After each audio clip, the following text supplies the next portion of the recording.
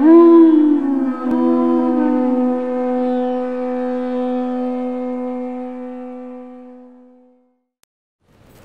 for the pleasure of their lordships, Sri Sri Krishna Balaram, Sri Sri Radha Shyamasundara, Lalita Devi, Vishaka Devi, Sri Sri Gour Nitai, Srila Prabhupada, and all the assembled devotees, I'll try to say something worthwhile, bona fide, encouraging, inspiring, to help us all in our Krishna consciousness and for my own personal purification. Today we're reading from Srimad Bhagavatam, Canto 8, Chapter 24, entitled Matsya, the Lord's Fish Incarnation, Text 51. Om Namo Bhagavate Vasudevaya.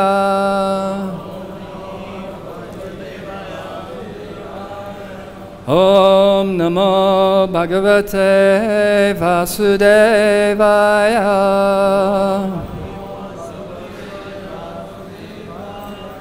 Om Namo Bhagavate Vasudevaya.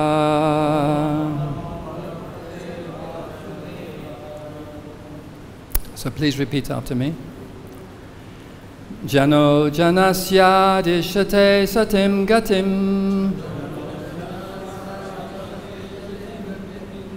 Yaya prapadyeta durajayam tamaha.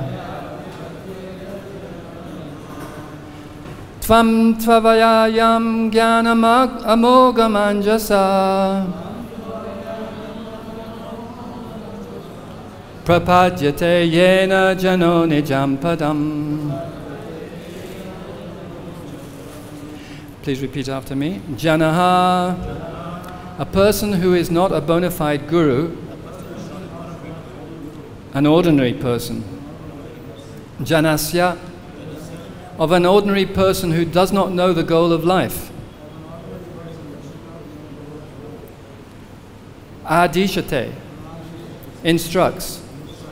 Asatim, impermanent, material. Gatim, the goal of life. Yaya, by such knowledge. Prapadyeta, he surrenders. Duratyayam, insurmountable. Tamaha, to ignorance. Tvam, your lordship. Tu, but. Avyayam, indestructible. Jnanam, knowledge. Amogam, without material contamination. Anjasa, very soon. Prapadyate, achieves. Yena, by such knowledge. Janaha, a person. Nijam, his own. Padam, original position. Translation and purport by His Divine Grace A.C. Bhaktivedanta Swami, Srila Prabhupada. Srila Prabhupada ki jai. Translation. A materialistic so-called guru instructs his materialistic disciples about economic development and sense gratification. And because of such instructions, the foolish disciples continue in the materialistic existence of ignorance. But your Lordship gives knowledge that is eternal, and the intelligent person receiving such knowledge is quickly situated in his original constitutional position. Please repeat after me. A materialistic so-called guru instructs his materialistic disciples about economic development and sense gratification. And because of such instructions, the foolish disciples continue in the materialistic existence of ignorance. But your Lordship gives knowledge that is eternal. And the intelligent person receiving such knowledge is quickly situated in his original constitutional position. Purport by Srila Prabhupada. So-called gurus instruct instruct their disciples for the sake of material profit. Some guru advises that one meditate in such a way that his intelligence will increase in regard to keeping his body fit for sense gratification. Another guru advises that sex is the ultimate goal of life, and that one should therefore engage in sex to the best of his ability. These are the instructions of foolish gurus. In other words, because of the instructions of a foolish guru, one remains perpetually in material existence and suffers its tribulations. But if one is intelligent enough to take instructions from the Supreme Personality of Godhead, as enunciated in Bhagavad-Gita or the Sankhya philosophy of Kapila-dev, one can very soon attain liberation and be situated in his original position of spiritual life. The words Nija Padam are significant. The living entity, being part and parcel of the Supreme Personality of Godhead, has the birthright to a position in Vaikuntha Loka, or the spiritual world, where there is no anxiety. Therefore, one should follow the instructions of the Supreme Personality of Godhead. Then, as stated in Bhagavad-Gita, Chaktva deham punah janma naiti mam eti sojana. After giving up one's body, one will return home back to Godhead. The Lord lives in the spiritual world in his original personality, and a devotee who follows the instructions of the Lord approaches him, mam eti. As a spiritual person, such a devotee returns to the personality of Godhead and plays and dances with him. That is the ultimate goal of life.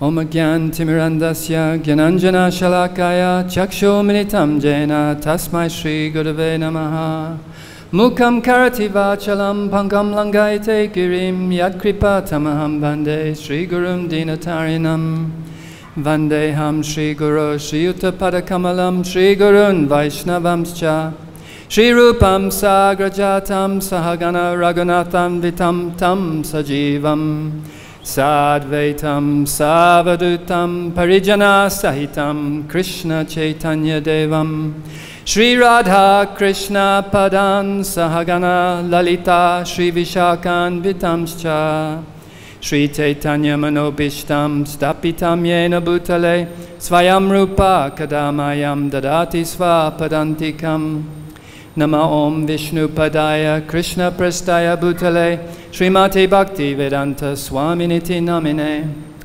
Namaste Saraswati Deve Gauravani Pracharine Nivishesha Shunyavadi Paschata Deshatarine Nama Om Vishnu Padaya Krishna Prastaya Bhutale Srimati Bhakti Siddhanta Saraswati Namine Shri Vashabhanavi Devi Daityaya Kripabde Krishna Sambandha Vijnana Daine Prabhave Namaha Madhurya Jvala Premaja Shri Rupanuga Bhaktida Shri Gora Karuna Shakti Vigrahaya Namostute Namaste Gauravani Shri Mutaye Dinatarine Rupanuga Virudapi Siddhanta Dvanta Harine Namo Gokishoraya Sakshat Varagya Mutaye Vipralambara Sambode Padambujayate Namaha Namo Bhaktivinodaya Sachidananda Namine Gora Shakti Swarupaya Rupanuga Varayate Gora Vibhava Bhumeshtvam Nidasa Sajjana Priyaha Vaishnava Savabhoma Shri Jagannathayate Namaha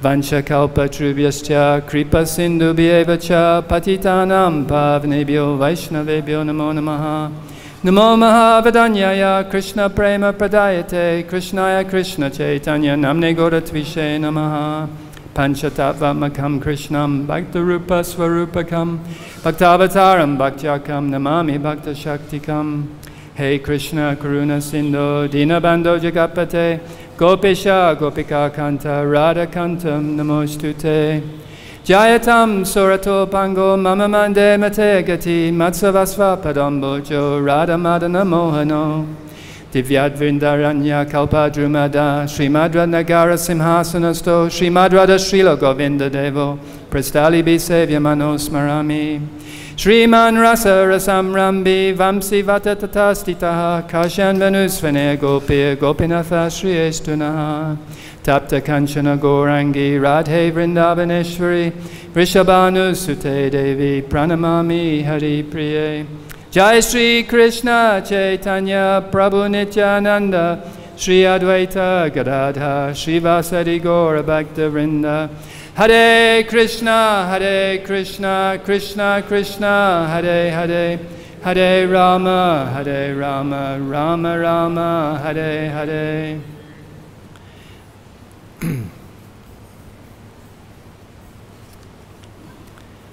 Jano janasa adishe satim gatim yaya prapajeta durachayam tama tvam tvavyayam gyanam amogamanjasa prapajate yena janoni jampadam. A materialistic so-called guru instructs his materialistic disciples about economic development and sense gratification. And because of such instructions, the foolish disciples continue in the materialistic existence of ignorance.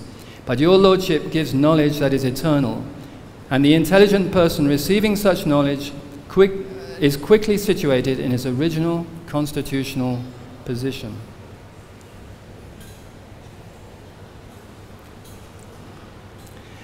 So we're reading about Satyavata, Maharaj Satyavata's prayers to Matsyadev. And this is very appropriate at this time because in 3 weeks' time we have Balaram Jayanti. Lord Balaram's appearing, and he is the original guru. And so we have 8 verses, 46 to 53. We're getting to the end of his prayers, glorifying the Lord as the spiritual master, the supreme spiritual master. So, in the purport, Srila Prabhupada talks about false gurus or pseudo-gurus. So we'll talk a little bit about that. What is a false guru, a pseudo-guru? In actual fact, really, there can be no such. Guru is guru, and it means that he is directly the representative of Krishna. So really the word guru cannot be applied to anybody except somebody who's a bona fide representative of the Lord. But still, for the sake of understanding, we can discuss about those who purport to be gurus but are not genuine gurus. And then the verse speaks about the knowledge that the Lord gives. The knowledge is eternal, or as it says in the word for word, or avyayam, indestructible. So the knowledge that the Lord gives is indestructible. So a real guru, a genuine guru, Satguru, he actually gives indestructible knowledge, which will stay with us forever. It's not relative knowledge. Relative knowledge is changing. It's just in relation to whatever situation you find yourself to be in. Everything in the material world is relative, actually. Everything's always changing. And our position, our circumstances, time, place, everything's always changing. So therefore, the temptation is, if one is a materialistic person, to consider that truth is relative. It's according to my perspective, your perspective, somebody else's perspective. Truth is what you see it to be. That's what pseudo-gurus, especially New Age, kind of Western-style gurus. Whatever you like, that is truth. But that is not the real truth. We're looking for absolute truth. The absolute truth that never changes. If you have absolute truth, it means you can guide your life. You can You can live your life according to that absolute truth, according to the principles that are given, that are unchanging, wherever you happen to be, whatever situation you are in, whatever time you're in, whatever place you are, whatever age you are, whatever body you have, these truths are always true. And therefore you can rely on them. And it is our duty as a human being, atato brahma jigyasa, that now we have the human form of life, now is the time to inquire about the absolute truth. Because only in the human form of life are we capable of understanding truth. We have the opportunity to rise beyond the modes of material nature and come to the eternal truth. And therefore, the final point in this verse and purport, therefore we can actually finally attain our original constitutional position, nijam padam. Yes, our original constitutional position. So now we're not in our original constitutional position, we are in a temporary position. And that position is a position of suffering. And therefore, it behooves us as human beings to inquire about the absolute truth. Atato Brahma Jigyasa. So, who are some false gurus? Well, I've written a few here. The first one that came to mind was Putana. Because Putana is described by Bhakti-yoga Thakur as the false or pseudo-guru. So, in his Bhakti-yoga Thakur's Sri Chaitanya Shikshamrita, he explains about all the different gurus, or different demons that come to Vrindavan to try to kill Krishna. An impossible task, but still, these, he says that, or Bhakti-yoga Thakur has explained how the demons Lord Krishna killed in Vrindavan represent the main obstacles facing the aspiring devotee. If, by the Lord's grace, these demons can be killed in the various ways they manifest themselves in our lives, then our progress in devotional service is guaranteed. So, these demons, they don't just come in Boma Vrindavan when Krishna is present, sent by Kamsa, but they actually come also to us. I'll explain in what way. So, we're actually covered. Now that the reason why we need a guru, a genuine guru, is because currently we're covered by the modes of material nature. And there are 5 coverings given by Vishwanath Chakravarti Thakur, which actually keep us under control and under these modes of material nature. The first is avidya, ignorance, mistaking the impermanent for the permanent.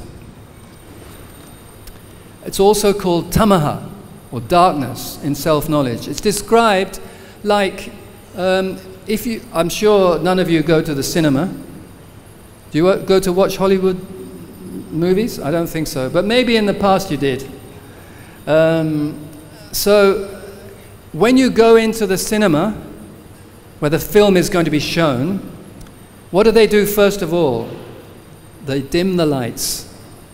Because that takes you out of your normal consciousness. It helps you to get into a different mood. And then the pictures start rolling. And you start becoming absorbed in the film or the whatever it is you're watching.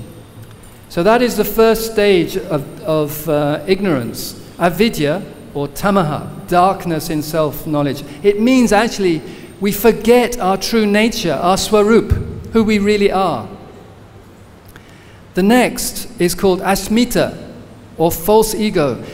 Not only do we just forget who we really are, the Swarup, our spiritual identity, but we start to identify with something we're not. We identify with the body. We start thinking with the body.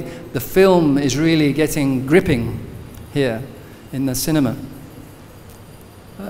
This is also called, in the Bhagavatam, moham, the illusory bodily conception, forgetfulness of one's real identity. Next comes raga, that's attachment, the desire for material happiness and the means to achieve it. And this is actually what the pseudo-gurus promise, that you can be happy in this material world. You just have to, like Srila Prabhupada was saying in the purport, keep your body fit. Then you can have wonderful sense gratification. You can have wonderful sex life. But these things, sense gratification of any type, of which sex life some people consider is the topmost sense gratification. That's why I assume that Srila Prabhupada in this purport was talking about some specific gurus who actually went to America and were preaching in this way.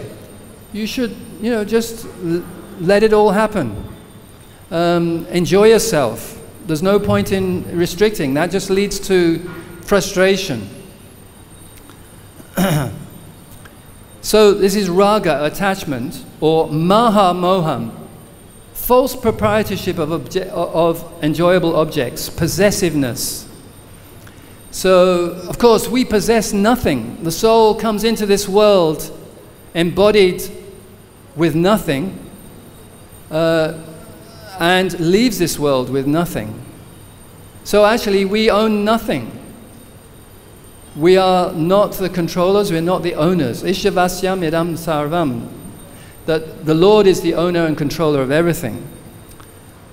Next comes dvesha, or hatred. Hatred of unhappiness and the causes of it. So nobody wants to be unhappy. So when we find that the attachment for material happiness doesn't bring us happiness, we become angry. And we become frustrated, like that. This is also called, in the Bhagavatam, tamishram, anger upon frustration, when one's enjoyment is frustrated or obstructed. And then finally, there's abhinivesh, which is absorption in bodily existence, including fear of death, or also called anda tamishram. It's an unconscious state brought about by anger, sense of death. So, having been placed into illusion, this very deep illusion, we just suffer lifetime after lifetime. So, the first demon that comes to try to kill Krishna, sent by Kamsa, is Putana. And Bhaktivinoda Thakur says that Putana represents the pseudo-guru. This pseudo-guru may appear in one of, or both of two forms. A deceitful so-called guru who preaches sense gratification, or liberation, or both. So that's what Prabhupada was referring to. Those gurus in the past, I don't know if they probably still do exist actually, but not so famous maybe, who are saying just enjoy yourself. In fact, eat, drink and be merry. That is the philosophy. So that is a deceitful so-called guru. In some cases, this may be a person who's engaged in some Krishna conscious activity but has not realized the course of pure devotional service and tries to give instructions to his disciples beyond his own understanding or without regard for their situation. So these are some of the symptoms of a false guru. Not only does he preach sense gratification or liberation, because liberation is, we understand, is not the ultimate goal. The ultimate goal is to learn how to love Krishna and to go back home to be with Krishna, to serve Krishna with love and devotion. But such a guru actually has not realized the course of pure devotional service. And he tries to give instructions to his disciples beyond his own understanding, or, even if he does have understanding, beyond the understanding or the qualification of his disciples. So that is a deceitful guru. A genuine guru must give instructions according to the qualifications of a disciple. Not just a blanket. He has to actually formula, not a blanket formula. He has to understand his disciple and give the medicine, the spiritual medicine, according to that. Now, another very interesting manifestation of the pseudo-guru is internal. The internally manifest spiritual guide in the form of the mundane empiric reasoning faculty. That's also like Putana. Somebody has said that if you accept yourself as a guru, you accept a fool as a disciple. If you accept yourself as a guru, you accept a fool as a disciple, because you can't be a guru of yourself. But this is actually, there's many people who actually have this idea. I don't need any intermediary between me and God. It's just me and God. Actually, this is kind of a Kanishta attitude, that that it's, I'm worshipping the Lord, I'm speaking personally to the Lord, I'm serving the Lord. It's just me and Him, and nobody else counts. The other devotees don't count so much. So I had to finish quite soon because it's Lokanath Goswami's disappearance day. So I'll just give one or two points about, or what Bhaktisiddhanta Saraswati Thakur says about, in a harmonist article, he says about Putana. The basic idea is that Kamsa represents the chief materialist in the form of aggressive empiricism. Empiricism means the doctrine that all knowledge is derived from sense experience. You can only know things according to your senses. Whatever, people often say that to you. Show me God, or unless I see it, I won't believe it. Like that. So that is empiricism. So Kamsa, he wants to suppress the truth before it has time to develop. So Krishna appears in this world, and he's appearing in, I don't know, a month or 6 weeks' time, a couple of weeks after Lord Balaram. And all these demons are coming to try to suppress the appearance of Krishna. Sent by Kamsa, or empiricism, materialistic thinking, to try to suppress the real truth. Because the empiricists, they hate, they have an innate hatred or dislike for anything spiritual. So, but of course, there's no chance, when genuine religion appears, there's no chance that Putana, the false guru, or Kamsa, the empiricist, can actually kill. So it's up to us to accept the true guru, who actually reveals to us this eternal knowledge, this indestructible knowledge which was mentioned in the verse, which is given by the Supreme Lord. So, so basically, there are two demons who are killed by Balaram. Anybody can tell me who they are? Pralambasura is one, and you're also thinking of Pralambasura, yeah? Dhenukasura, yeah. So I'm just going to finish. There's a lot more I could say, unfortunately, but time is running short. But in terms of these two demons killed by Lord Balaram, Bhaktivinoda Thakur explains that there are two demons killed by Balaram, but the contaminations they represent will have to be removed by dint of the devotee's own endeavors. The jackass demon Dhenukasura represents the bad mentality of overburdened load carrying. And the Pralambasura demon represents lust for the company of the opposite sex, as well as desire for profit, adoration, and distinction. So, when a devotee endeavors with enthusiasm to remove these contaminations, then by Lord Balaram's mercy, they will be cast far away. Dhenukasura causes complete and total ignorance of one's eternal identity. So that's what we were talking about earlier. The 5 levels of ignorance that we're covered by. It also stimulates foolish misconceptions about the eternal nature of the holy name of the Lord. Plus, it misdirects one with delusions about what is actually worshipable. These contaminations must be cast out through great endeavor on the part of the devotee. The methods of the process of purification are very deep and mysterious. Therefore, it is necessary to learn about them directly from a bona fide spiritual master.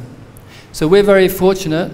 We've received knowledge from a bona fide spiritual master, Acharya, Srila Prabhupada himself, and also from his disciples. So, and Lord Balaram is the original guru. And those who are bona fide spiritual masters are empowered by Lord Balaram. So when an inspiring devotee takes shelter of the spiritual master, he or she receives some of that transcendental Shakti and is thereby able to overcome the influence of Dhenukasura. And the same applies for Pralambasura. So I'm going to finish there. Are there any quick questions before I go on to Lokanath Goswami's appearance? Yes. Thank you very much for a very comprehensive perspective. Thank you. My question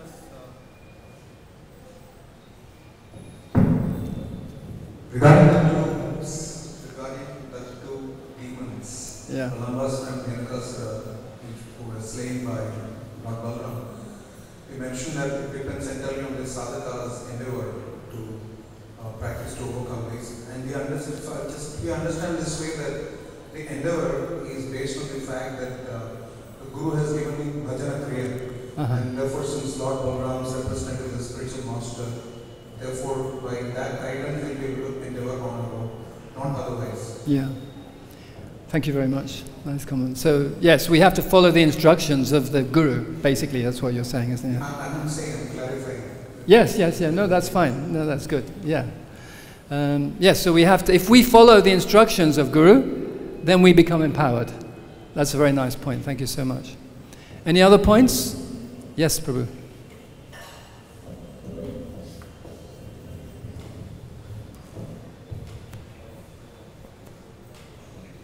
Hare Krishna. As you were speaking about Putna, Yeah. and also Guru, so how can we understand this thing? About Putna, you were speaking that. Putana comes to Vrindavan, sent by Kamsa to kill Krishna, the absolute truth, try to. but she doesn't look like a demon. She looks very beautiful. She has a very thin waist, and in fact, Yashoda and Rohini, the ladies of Vrindavan, they actually think maybe this is the goddess of fortune. And she's holding a lotus flower, and she's come as a nurse to nurture Krishna. So she's a pretender, isn't she? So the pseudo-guru is like that. Does that help? Guru, we cannot recognize Guru means that if any type of Guru, there are different type of Gurus in all over the material world. It's very difficult to recognize who's Guru, the true Guru, because everybody just like you said that somebody said that for this senses and this one, Guru will take this one, Guru will take that one. And once one is attached to some Guru, so he follows him. He doesn't want to give it, he cannot speak anything against my Guru, because whatever is being researched and doing, that's helping me. Okay, so in the Vishnu Smriti, this was something like I didn't have time to go into. It describes what is Sadguru, real Guru, and what is pseudo-Guru. So the first thing of a pseudo-Guru is that they actually take logic and reasoning as being the most important thing. Logic and reasoning, like Nyaya. But that's a very tenuous situation to be in, because then you're relying on your own intelligence, your limited experience and your limited intelligence. So that's the first thing. If logic and reasoning is preeminent in the teachings of a so-called guru, then that should be a warning sign for a start. The other thing is, as it says in the purport, Srila Prabhupada says, actually even Satyavrata Maharaj, he also said that a pseudo-guru teaches sense gratification and enjoyment of material life. So that's another symptom of a false guru. Yeah, the other thing is that he wants his disciples to glorify him. Treat him like God, but as God. Obviously, we should treat the spiritual master like God, as good as God, but he isn't God. But the pseudo-guru may say actually that you should, I am God, you know. Yeah, he wants his disciples to glorify him as such. So those are pretty clear indications. But a true guru is Kripa Sindhu. He's actually very merciful. He just wants to bless everybody. He wants everybody to get real knowledge. And he sacrifices himself entirely for this. He's not trying to accumulate wealth, a comfortable life, comfortable houses in different continents of the world, which actually happens these days. He's satisfied in himself as well. He doesn't need that glorification that a pseudo-guru wants. He's always situated in the mode of goodness, or sattva gun, or Vishuddha sattva. And he's always ready to benedict others. He's able to dispel illusion. And he's always busy doing his duty. He's not, he's never lazy, you know, shirking his duty. He's always, at every moment, just like we see, you know, our ISKCON gurus, many, like Jayapataka Maharaj, for instance, even though he's so handicapped physically these days, still every minute is actually devoted to, he doesn't, I've heard that he doesn't have a spare minute to himself. Everything is just devoted to serving his disciples and all the devotees of ISKCON, like that. And of course, the main thing is that he's actually just repeating Krishna, his guru and Krishna's instructions, like Srila Prabhupada also said in the purport as well. Hare Krishna. Okay, so it's Lokanath Goswami's appearance day. So I'll try to speak something about Lokanath Goswami. There's something from here, Bhakti Ratnakar, first Taranga.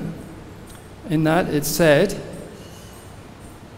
I worship Sri Lokanath Prabhu, the son of Padmanabha, who possessed great wealth of devotion to Sri Sri Radha Vinod and always engaged in their service.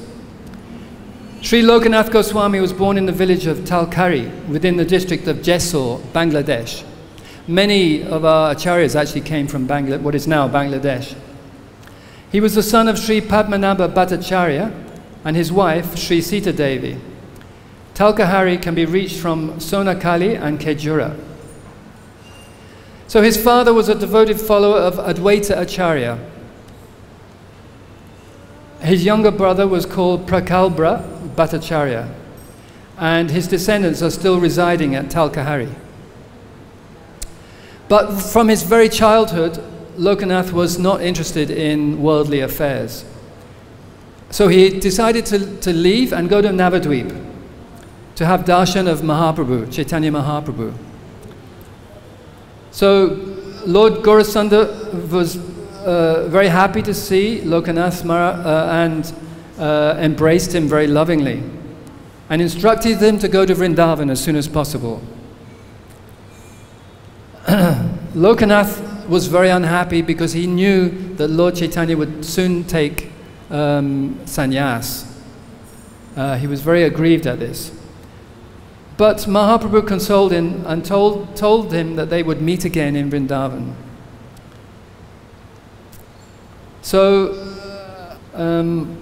he paid his obeisances to Mahaprabhu. The all-omniscient Lord lovingly embraced him, and after explaining some hidden truths to him, he instructed him to go to Vrindavan. And he set out for Vrindavan and never returned home. But he was greatly afflicted by a separation from the Lord. On his way to Vrindavan, he toured many holy places and finally arrived in Vrindavan.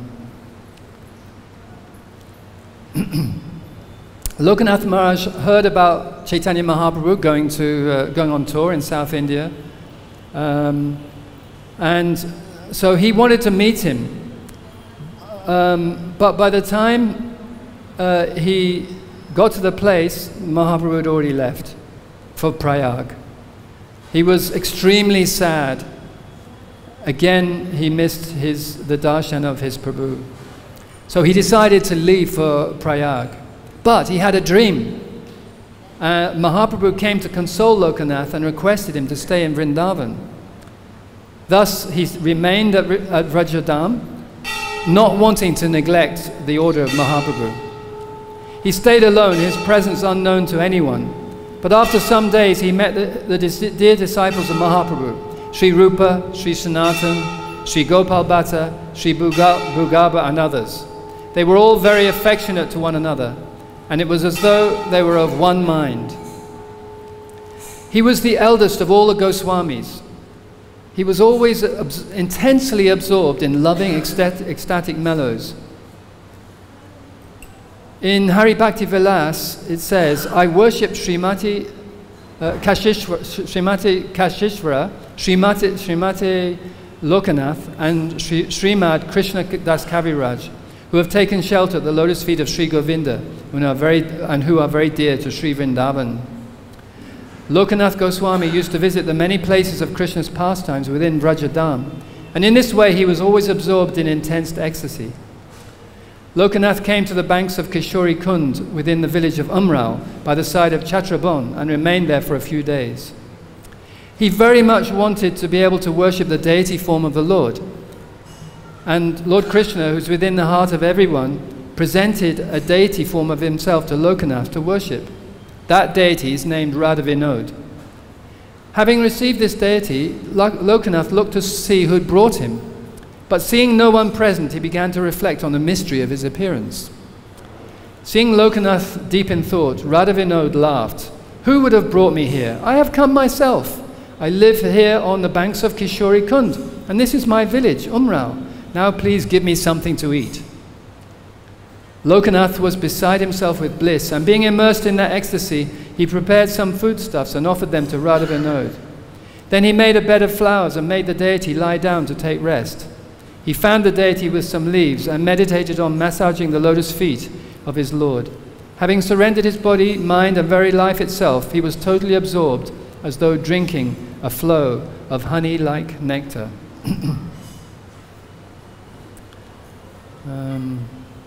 Okay, there's not so much more, so I'll finish it off. Lokanath Goswami had no permanent abode. Some Brajavasi villagers wanted to build a little hut for him, but he wouldn't agree. He made a bag for Radha Vinod, which he kept around his neck. Radha Vinod was as though a rare gem suspended on a necklace round the neck of Lokanath. His activities represented the crest jewel of asceticism, and other Goswamis managed to keep him in their company only by great endeavor. When Mahaprabhu and some of the other Goswamis began their pastimes of disappearance, Lokanath maintained his life only due to the desire of Mahaprabhu. He initiated Narottam Das Thakur Mahashai in the divine mantra. And he didn't take any other disciples. And Narottam Das Thakur served his spiritual master, Lokanath Goswami, very, very carefully. In the morning, he would clean the place where his guru passed stool and urine. Lokanath Goswami, having become quite advanced in years, entered into his eternal pastimes while residing at Kadir Bon. There is a large lake there called Sri Yugal Kund, on the banks of which his samadhi has been established. His worshipable deities, Sri Sri Radha Vinod, are at present being worshipped in Jaipur, Rajasthan. His Pushpa Samadhi is within the courtyard of Sri Gokulananda Mandir. It is said that Srila Krishna Das Kaviraj Goswami approached Lokanath Goswami for his blessings and any information that he might be able to supply in order that he might satisfactorily compose Sri Chaitanya Charitamrita. At that time, Lokanath forbade Kaviraj Goswami to mention his name or describe anything about him. In order to honor the request of this great Vaishnava, he therefore didn't write anything about him. His disappearance is on the 8th day of the bright fortnight in the month of Shravan, today. Final paragraph. Sri Narottam Das Thakur Mahashai has prayed at the lotus feet of his Guru as follows: "O my Lord Lokanath, please keep me at your feet, and if it pleases you, please let your glance of mercy fall upon me. I have a great longing that my mind's desires might be fulfilled. Wherever one gets the association of Lord Chaitanya, there also he gets the association of Sri Sri Radha Krishna. If you are not merciful to me, then who will be? This time, please fulfill my mind's desires. In the three worlds I have no other than you. Please keep me near your lotus feet, where I might hear day and night your songs describing the Leela of Sri Sri Radha and Krishna. Without you, the desire of Narottam cannot be fulfilled." Srila Lokanath Goswami ki jai. Hare Krishna. So we can pray to Lokanath Goswami in the way that Narottam Das Thakur did, that he can help us to get the association of Lord Chaitanya Mahaprabhu, and thus also get the association of Sri Sri Radha Krishna. Hare Krishna.